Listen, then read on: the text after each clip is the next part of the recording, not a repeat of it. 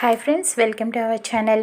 ఇక్కడ లక్ష్మి ఇంట్లో ఎవరికి కూడా కనిపించదు. అందరూ వెతుకుతూ ఉంటారు. అటు ప్రకాష్ వచ్చి పద్మాక్షి ముందర నించుంటాడు.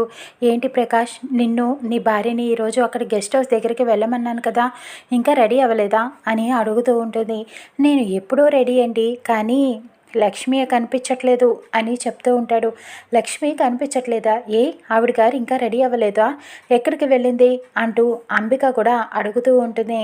ఇంతలో సహస్ర వచ్చి అత్తయ్య కూడా కనిపించట్లేదు, ఉదయం నుంచి అత్తయ్య ఇటు లక్ష్మి ఇద్దరు కనిపించట్లేదు అని చెప్పడంతో, ఓహో గురు శిష్యులు ఇద్దరూ కలిసి ఎక్కడికో వెళ్ళారన్నమాట, చెప్తాను వాళ్ళ సంగతి అని చెప్పి చాలా ఆవేశంగా ఉంటుంది.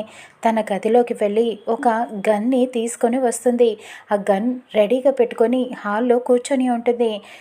చెప్తాను, ఎప్పుడైతే ఆ గురు శిష్యులు వస్తారో వాళ్ళ అంతు ఇవాళతో తేల్చేస్తాను అంటూ అలా చాలా కోపంగా నుంచొని ఉంటుంది. విహారికి ఏమీ అర్థం కాదు. అమ్మ లక్ష్మి ఎక్కడికి వెళ్ళి ఉంటారు, వీళ్ళిద్దరూ ఎక్కడికి వెళ్ళారు అంటూ ఆలోచిస్తూ ఉంటాడు. ఇంట్లో అందరూ కూడా ఎక్కడికి వెళ్ళుంటారు వీళ్ళని అలా ఆలోచిస్తూ ఉండగా లక్ష్మి యమున ఇద్దరూ కూడా ఆటోలో నుంచి దిగి ఇంటి లోపలికి వస్తూ ఉంటారు.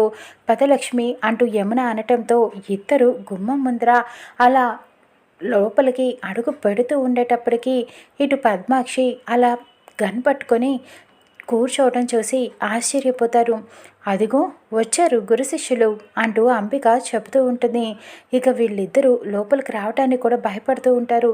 ఏంటి ఇంత ఆవేశంగా ఉన్నారు, మేమిద్దరం బయటకు వెళ్తే ఏమవుతుంది అని చెప్పి యమున ఆలోచిస్తూ ఉంటుంది. ఇక పద్మాక్షి, ఆగండి, ఎక్కడికి వెళ్ళారు మీరిద్దరూ ఎవ్వరికి చెప్పకుండా అంటూ ప్రశ్నిస్తూ ఉంటుంది. ఇక అప్పుడు యమునకి ఏం చెప్పాలో అర్థం కాక టెన్షన్ పడుతూ ఉంటుంది. ఇక లక్ష్మి ఏమని సమాధానం చెప్తుంది, ఇటు విహారీకి అనుమానం వస్తుందా? చూద్దాం రానున్న ఎపిసోడ్లో.